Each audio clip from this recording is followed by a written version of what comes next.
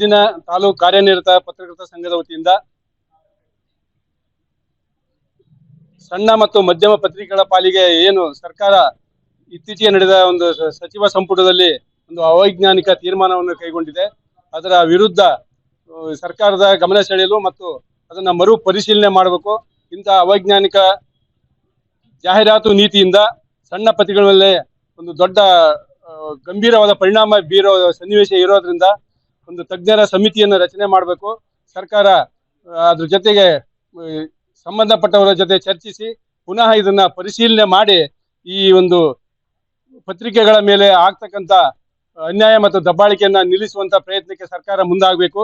ಇದು ಏನು ಸಚಿವ ಸಂಪುಟದಲ್ಲಿ ಅನುಮೋದನೆಗೊಳಿಸಿರೋದು ಇದು ಖಂಡನೀಯ.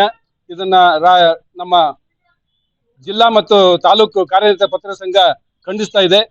ಈ ನಿಟ್ಟಿನಲ್ಲಿ ಇದನ್ನ ಮರು ಪರಿಶೀಲನೆ ಮಾಡಿ ಪತ್ರಿಕೆಗಳ ಉಳಿವಿಗೆ ಸಹಕಾರ ನೀಡಬೇಕು ಅಂತೇಳಿ ಇವತ್ತು ನಾವು ಆಗ್ರಹಿಸ್ತಾ ಇದ್ದೇವೆ. ಈ ಮೂಲಕ ಸರ್ಕಾರಕ್ಕೆ ಒತ್ತಾಯಿಸಿ ತಹಶೀಲ್ದಾರ್ ಮೂಲಕ ಈಗಾಗಲೇ ಮನವಿಯನ್ನು ಕೊಟ್ಟಿದ್ದೇವೆ.